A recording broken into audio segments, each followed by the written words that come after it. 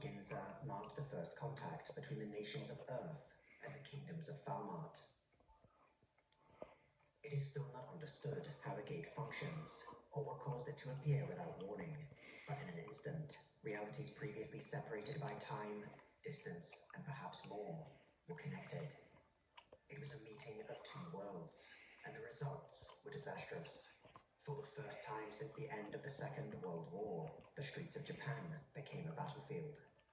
In their unrestrained arrogance, the Empire of Sedera immediately sought to claim the exotic lands beyond the gate, but they were entirely ignorant of just how inferior their own armies were. Once the Japanese self-defense forces were mobilized, the Battle of Ginza became a massacre.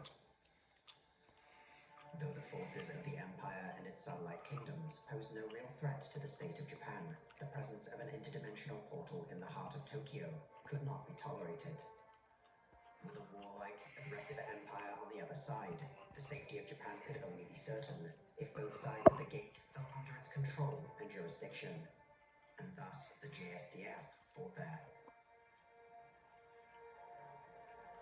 Japan's self-defense forces base, Alnus, is the result of this objective, a unique military district located in what has come to be called the Special Region. Its purpose is to guard the entrance to the gate, ensuring that nothing enters Japan without the express permission of the JSDF. Increasingly, however, it has also become the means in which travel to the Special Region is limited, with the other nations of Earth, the United States, Russian Federation, and People's Republic of China greatly desiring their own presence on the far side of the gate. JSDF Alnus no longer solely protects Japan, but the Special Region as well. The complex legality regarding the Japanese use of military force places JSDF Alnus in a singular position, even disregarding the fantastical realm in which it exists. In the context of international law, it is considered the sovereign territory of Japan, though whether this is a temporary measure or the prelude to a full annexation has been kept deliberately vague by the Japanese government. In practical terms, the territory claimed by the JSDF is a quasi-colonial administrative entity. Its governance is almost entirely handled by the Japanese self-defense forces, with a lieutenant general representing the highest military authority present. Civilian oversight remains limited, though the approval of the Japanese government is still required for any major military operations.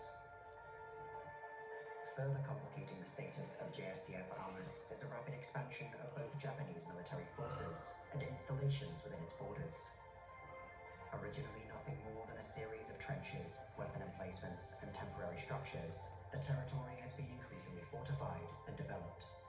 An administrative complex, barracks, motor pool, hospital, and airfield have all been established, together with various amenities serving local personnel. Amidst the rapid destabilization of the Empire of Sedera, various refugees have also settled within JSDF Alnus. The base has accordingly become a center of trade, with goods from each side of the gate regularly sold within stores and markets. A civilian community has flourished outside the main military sector, expanding in its own right to include permanent residences for the displaced peoples of the Special Region. Its enormously advanced standard of living, compared to what exists elsewhere, has attracted those from all across the continent. Not all of these displaced peoples are human, but members of persecuted sentient species.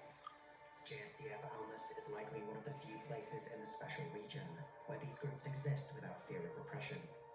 The intermingling of different species and different worlds has created a unique cultural environment, one whose importance can only increase as trade and contact between Earth and the Special Region expands.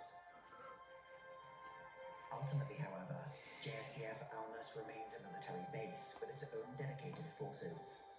Much of the equipment stationed there, however, is comparatively old, reflecting a very deliberate policy on the part of the Japanese government.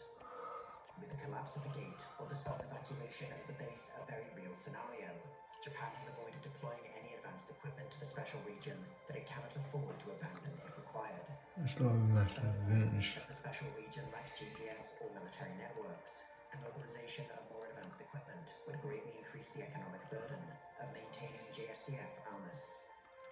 Faced with kingdoms whose own technology has barely progressed beyond crossbows and windmills, even second-rate Japanese equipment is more than enough to completely dominate the Special Region. Yep. The effectiveness of Japanese military equipment against even fully mobilized and battle-hardened imperial armies set the tone for the relationship between the Earth and Special Region. The mere presence of JSDF Alnus and the comparatively limited deployment of its forces has been enough to destabilize the entire region and threaten the complete collapse of the Empire of Sedera.